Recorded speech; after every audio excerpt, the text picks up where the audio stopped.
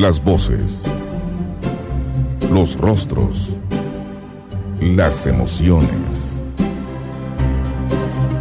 La historia contemporánea de un pueblo narrada aquí, en sus propias palabras. Orígenes.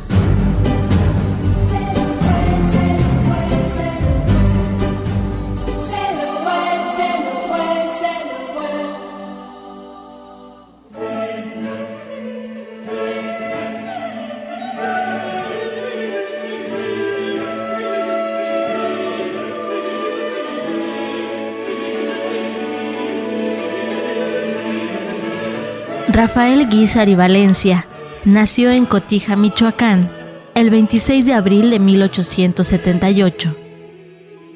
Hijo de Prudencio Guízar y Natividad Valencia. Inició sus estudios eclesiásticos en el seminario de la diócesis de Zamora en 1894 y en junio de 1901 fue ordenado sacerdote de la Catedral de Zamora.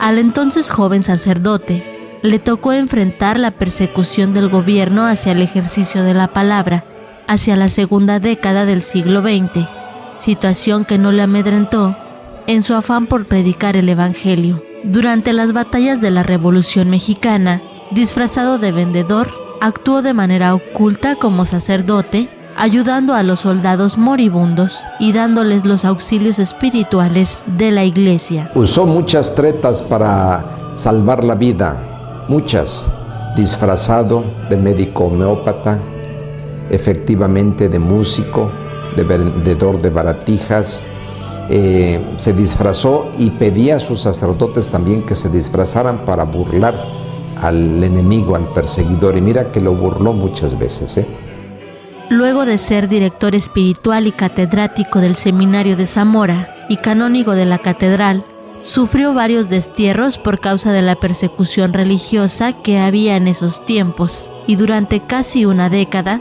viajó misionado a Cuba, Guatemala, Colombia y el sur de los Estados Unidos. Sería precisamente durante su estancia en La Habana, en agosto de 1919, y en reconocimiento a su entrega pastoral en favor de los más desprotegidos, cuando fue designado el quinto obispo de Veracruz por el entonces Papa Benedicto XV, tomando posesión de la diócesis de Jalapa hasta el 9 de enero de 1920. San Rafael fue 18 años obispo de Veracruz. Y curiosamente solo estuvo 8 años en Veracruz, porque 10 años estuvo desterrado por la persecución. Pero en esos 8 años recorrió 5 veces su diócesis, que en ese tiempo era desde Tuxpan hasta la región de los Tuxtlas. ¿Y cómo le hizo? Pues solamente con la gracia de Dios, porque era en tren, a lomo de mula, a caballo, a pie, en barca, por la sierra, por las islas, por el mar, como podía. Aquí en Jalapa venía nada más a administrar algunas cosas y se iba, era un obispo misionero. En palabras del presbítero Rafael González, postulador de la causa de beatificación y actual párroco de la Catedral de Jalapa, el desempeño de Rafael Guízar como obispo generó un gran cariño de la feligresía hacia él. Cuando él fue obispo de Veracruz, y me refiero a los años 20, porque fue 18 años obispo de Veracruz, de 1920 a 1938, él tenía fama de santo, y entre todos los obispos de México le decían el santo obispo de Veracruz, y los fieles reconocían en él a una persona santa, a un hombre de Dios. El mandato como obispo de Rafael Guízar fue un ejemplo de entrega, ya que recorrió una y otra vez todas las comunidades del estado, a veces a pie, en lancha y otras tantas a lomo de mula, enfrentando aún la persecución hacia el ejercicio de la palabra, labor que desempeñó con gran entrega hasta su muerte el 6 de junio de 1938. San Rafael Guízar pues llevó una vida intachable, principalmente como pastor. Ese es uno de los ejemplos más grandes que nos tiene San Rafael, que fue un modelo de pastor como sacerdote y como obispo. y bueno, pues también como compañero de la fe para muchos, acompañándolos en los momentos de crisis como en las guerras, en las persecuciones, en el exilio. Estuvo exiliado en Cuba, estuvo exiliando en Estados Unidos. Hacia 1950, cuando las autoridades eclesiásticas dispusieron trasladar sus restos a un nicho especial a la Catedral de Jalapa, se generaría el gran detonante para iniciar el proceso que elevara a los altares a San Rafael Guízar. Estuvo 12 años sepultado en el Panteón Antiguo. Era un hombre extremadamente obeso, diabético, con una herida varicosa en la pierna y un forúnculo en el cuello.